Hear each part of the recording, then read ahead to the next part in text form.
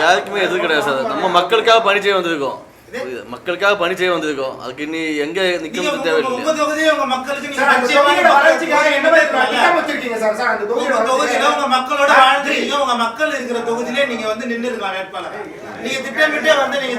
Sir, அடிப்படை பிரச்சனை பெரம்பூர். எங்களுடைய தமிழ்நாடு மகாத்மா காந்தி மக்கள் கட்சி பல போராட்டங்கள், பல பிரச்சனைகள் இவையெல்லாம் கடந்து இன்று தேர்தலில் நிற்கக்கூடிய ஒரு அங்கீகாரத்தை தேர்தல் ஆணையம் எங்களுக்கு வழங்கியிருக்கிறது.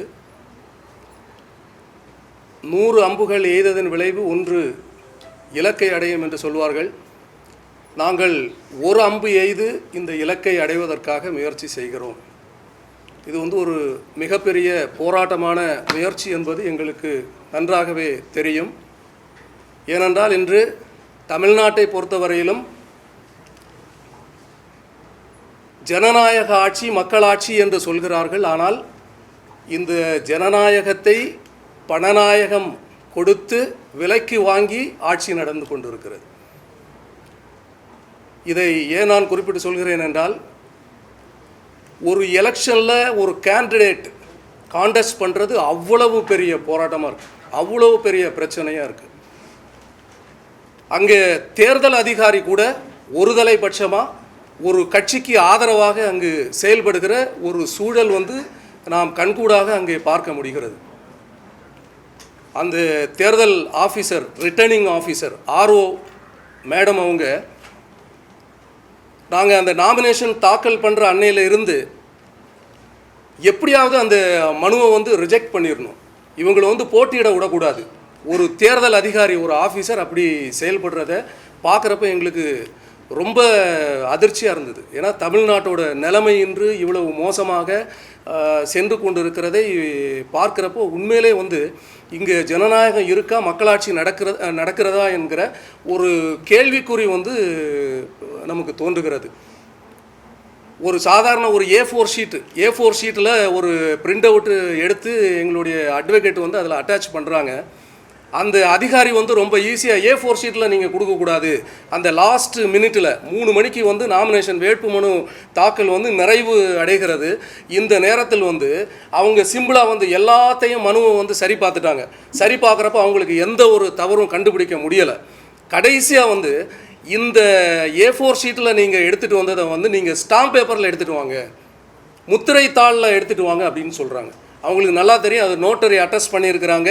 அதை நோட்டரி அட்டஸ்ட் பண்ணிவிட்டு இன்னொரு முத்திரை தாள் அதை எடுத்துகிட்டு போய் இந்த கண்டென்ட்டை ப்ரிப்பேர் பண்ணி ஒரு நோட்டரியை தேடி கண்டுபிடிச்சி கையெழுத்து வாங்கிட்டு வர்றதுக்குள்ளே இங்கே மணி 3 ஆகிடும் அப்படின்றது அவங்களுக்கு தெரிஞ்சு அதை அப்படியே சொல்கிறாங்க. அப்போது எங்களுடைய அட்வொகேட் என்ன பண்ணுறாருன்னா, செக் பண்ணுறாரு, அதாவது ஆன்லைனில் போய் செக் பண்ணுறாரு, வேறு யாராவது இது மாதிரி அப்ளை பண்ணியிருக்காங்களா அப்படின்னு கேட்டால், அன்னைக்கு வேட்புமனு தாக்கல் செய்யப்பட்ட 17 நபர்கள் இதே போல் இந்த A4 ஷீட்டில் தான் வச்சுருக்கிறாங்க.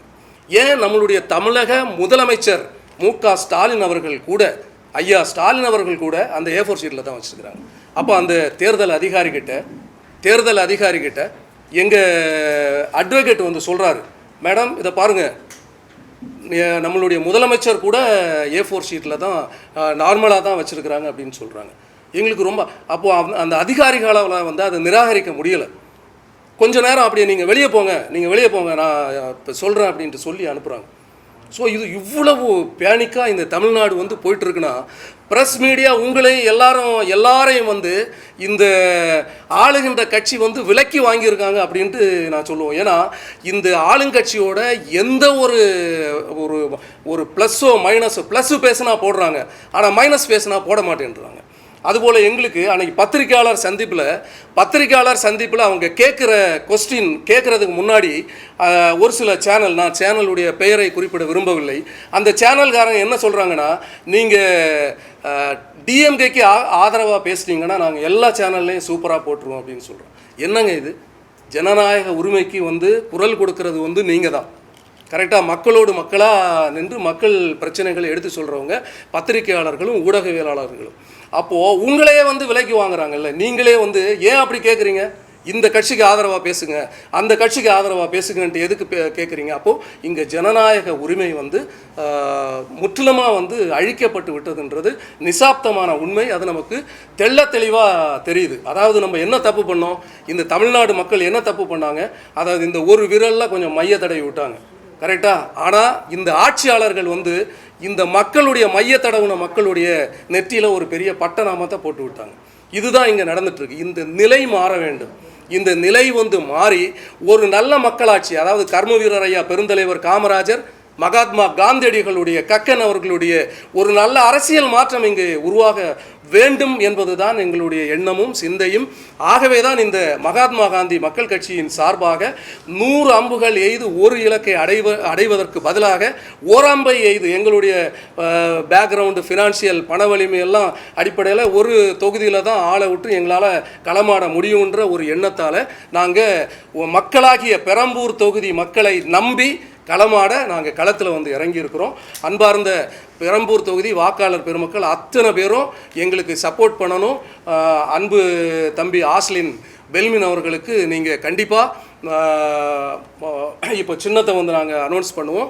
அந்த சின்னத்தில் வந்து நீங்கள் வாக்குகளை செலுத்தி பெருவாரியான வாக்குகள் வித்தியாசத்தில் வெற்றி பெற செய்ய வேண்டும் என்று உங்கள் அனைவரையும் கேட்டு நான் நிறைவு செய்கிறேன். விஜய் எல்லாம் கேட்டுட்டு தான் இருக்கேன். அன்னையிலேருந்து இன்றைக்கும் அந்த தொகுதிக்கு ஃபுல்லாக போயிட்டு தான் இருக்கேன். நான் இன்னும் கண்டினியூ இல்லை, இப்போ தான் ஒன்று ஒன்றா நம்ம கேட்டு தெரிஞ்சுட்ருக்கோம். மேக்ஸிமம் நம்மளால் முடிஞ்ச ஹெல்ப்பு இப்போ பண்ணிகிட்ருக்கோம். மறைமுகமாக பண்ணிகிட்ருக்கோம். நம்ம பப்ளிக் பண்ணலை, மற்ற மாதிரி பண்ணிட்டு தான் இருக்கோம் இது வரைக்கும். கன்னியாகுமரி. கன்னியாகுமரியிலேருந்து பெரம்பூரில் நிற்கிறதுக்கு காரணம் என்ன? நீங்கள் விளம்பர பிரியரா இல்லை அப்படி ப்ரமோஷன் தேர்றதுக்காக வந்திருக்கீங்களா? ஏன்னா அந்த தொகுதியில் நிற்கிறது விஜய் நிற்கிறாரு தெரியும். நீங்கள் அங்கேருந்து கன்னியாகுமரிலேருந்து நிற்கிறீங்களே, எப்படி அடிக்க முடியும்? அங்கே இருக்க மக்கள் உங்களுக்கு தெரியுமா? உங்கள் ரிலேஷன் யாராவது இருக்காங்களா? இருக்க வேட்பாளர் பேசிட்டோம், நீங்கள் எதுக்கு பேசிட்டு இருக்கீங்க? கட்சி தலைவர் பேசலாம். ஏன் பேச தெரியாத வேட்பாளர் யாருமே இல்லையா தமிழ்நாட்டில்? இல்ல, அதாவது நான் சொல்றேன், நீங்க சொல்ற விஜய் இருக்கிறார்ல, இந்த நீங்க சொல்ற விஜய் பிரதர் நீங்க அதான் என்ன பேச விடுங்க. நீங்க வேணும்னே கான்ட்ரவர்சி பண்றது, பிரச்சனை பண்றதுக்கு வந்துருக்கீங்க. என்னைய கொஞ்சம் பேச விடுங்க. நான் பேச விடுறீங்களா? ஒரு நிமிஷம் பேசட்டுமா?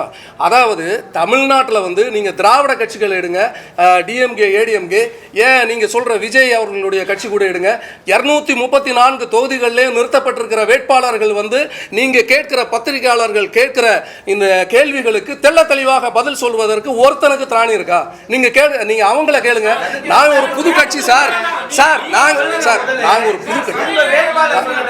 நாங்க ஒரு புது கட்சிங்க. அதுதான் நான் சொன்னேன். உங்களுக்கு பதில் சொல்றது வேட்பாளர் சொல்றது. எல்லா கட்சியிலையும் வேட்பாளர்கள் வந்து பத்திரிகையாளர்கள் கேட்கிற கொஸ்டினுக்கு பதில் சொல்லுவாங்களா? தடங்கள் இல்லாம பதில் சொல்லுவாங்களா?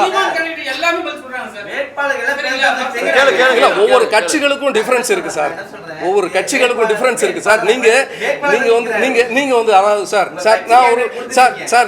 நான் ஒரு விஷயம் சொல்லவா? அதாவது நாங்க என்ன கொள்கையை முன்னெடுத்து வைக்கிறோம், நாங்க எதை பத்தி பேசுறோம், இதுக்கு வந்து நீங்க மரியாதை கொடுங்க. அதாவது ஒரு பேச வர்றவங்கள, ஏதோ ஒன்று செய்ய வர்றவங்கள நீங்க வந்து ஆரம்பிக்கிறதுக்கு முன்னாடியே இது மாதிரி வந்து நீங்க ஒரு அவங்கள வந்து ஒரு ஒரு ஒரு ஷேம் படுத்தி, ஒரு அவமானப்படுத்தி நீங்க விட்டீங்கன்னா அப்ப எப்படி மேல அவங்க மக்கள் படிக்க வருவாங்க?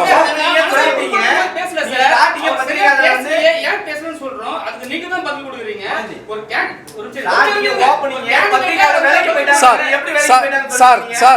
கேப்டன் சார் என்கிட்ட சொன்னாங்க. அதாவது என்கிட்ட சொன்னாங்க சார் இங்க இருக்கிற லீடிங் சேனல் எந்த சேனல், அதாவது லீடிங் சேட்டலைட் சேனல் ஒரு 6 சேனல் என்கிட்ட வந்து பேசுனாங்க. அதாவது நீங்க விஜய்க்கு எதிராக பேசுனீங்கன்னா நாங்க பைட் இப்போ எடுத்து லைவ் போடுறோம் அப்படின்னு சொன்னாங்க. அதுக்கு என்கிட்ட வீடியோ ஆதாரம் இருக்கு, ரைட்டா? நான் ஏன் போய் சொல்லணும்? நான் எதுக்கு பேசணும் சார்? நான் என்னுடைய கட்சி, சார் நீங்க சொன்னீங்கல பெரம்பூர் மக்களுக்கு வந்து மறைமுகமான சில ஹெல்ப்லாம் பண்ணிட்டு இருக்கோம்னு சொல்லுங்க. என்ன மாதிரி உதவிகள் பண்ணிட்டு இருக்கீங்க அது வெளிப்படையா சொல்லுங்க. ஏன்னா இப்ப நீங்க அரசியல்வாதிகளுக்கு அங்க ஓட்டு கேக்குறீங்க, வெளிப்படையா சொல்லுங்க. என்ன மாதிரி ஹெல்ப் பண்ணீங்க, அந்த மக்களுக்கு என்ன மாதிரி பயன் அடைஞ்சிருக்காங்க சொல்லுங்க. பெரம்பூர்ல எந்த ஏரியா மக்களுக்கு உதவி செஞ்சிருக்கீங்க? ஆக்சுவலி நான் தொழில் பண்ணிட்டு இருக்கேன். தொழில் அது இல்ல சார், என்ன ஹெல்ப் பண்ணீங்க, என்ன மாதிரி பலன் வந்து பெரம்பலூர் மக்கள் அடைஞ்சிருக்காங்கன்னு சொல்லுங்க. பிரச்சனைகளை நான் இது பண்ணியிருக்கிறேன். ஆக்சுவலி பல இடங்களில் பல பிரச்சனைகள் நான் பண்ணிட்டு இருக்கேன். உங்களுக்கு எல்லாமே நான் கிளியர் பண்ணிட்டு இருக்கேன் நான். இல்ல எந்த தொகுதியில சார் பண்ணிருக்கீங்க? அந்த பெரம்பூர்னா பெரம்பூர் மட்டும் கிடையாது. வியாசார்பாடி பெரம்பூர் தொகுதியில ஒரு சில குறிப்பிட்ட தொகுதிகள் பெரம்பூர் டோட்டலா எனக்கு ஆல்ரெடி தமிழ்நாடு பூரா நான் ஒரு வார்த்தை பேசிட்டு இருப்பாங்க. தமிழ்நாடு பூரா பெரிய பெரிய கட்சிகள் எந்த கட்சியும் வந்து எந்த தொகுதியிலையும் அந்த தொகுதிக்கு உட்பட்ட வேட்பாளரை வந்து நிறுத்துறத கேண்டிடேட்டா நிப்பாட்டுறது இல்லை. நீங்க காங்கிரஸ் கட்சி எடுங்க, நீங்க வேட்பாளர்களை பாருங்க, எல்லாமே இறக்குமதி வேட்பாளர்கள். நீங்க விளவங்கோடு தொகுதி எடுத்து பாருங்க, விளவங்கோட்டில் வந்து கேரளால இருந்து ஒருத்தர கேண்டிடேட்டா வந்து விளவங்கோட்டில் நிப்பாட்டி இருக்கிறாங்க சார். அப்ப நீங்க பெரிய இல்ல, நான் மற்றவங்களை குறிப்பிட்டு தான் சார் சொல்ல முடியும். நீங்க சார் சார் சார் நீங்க சார் நீங்க சார் நீங்க நீங்க சார் நான் சொல்றேன். இல்ல இல்ல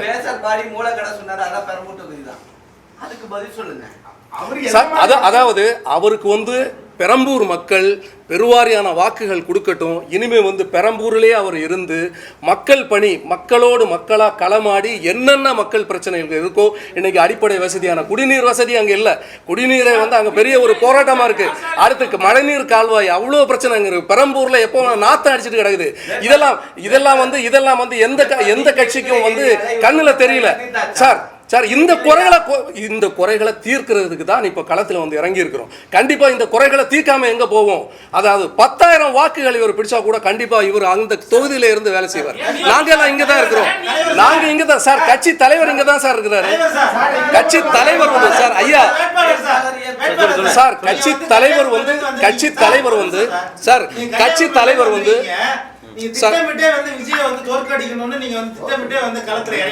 யாருக்குமே எது கிடையாது சார். நம்ம மக்களுக்காக பணி செய்ய வந்திருக்கோம். அதுக்கு இனி எங்க நிக்கணும் தேவையில்லை.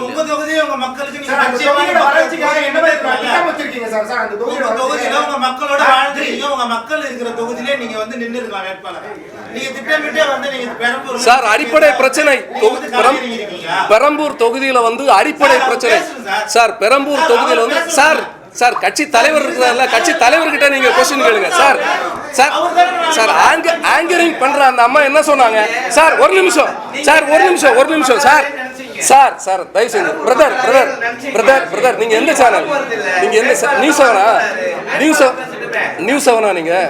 சார் நான் சொல்றேன், இங்க பாருங்க சார், ஒரு நிமிஷம் கேளுங்க. அதாவது நீங்க ஆங்கர் வந்து கிளியரா சொல்றாங்க இது வேட்பாளர் அறிமுக கூட்டம் தான் அப்படின்னு சொல்லிட்டாங்க.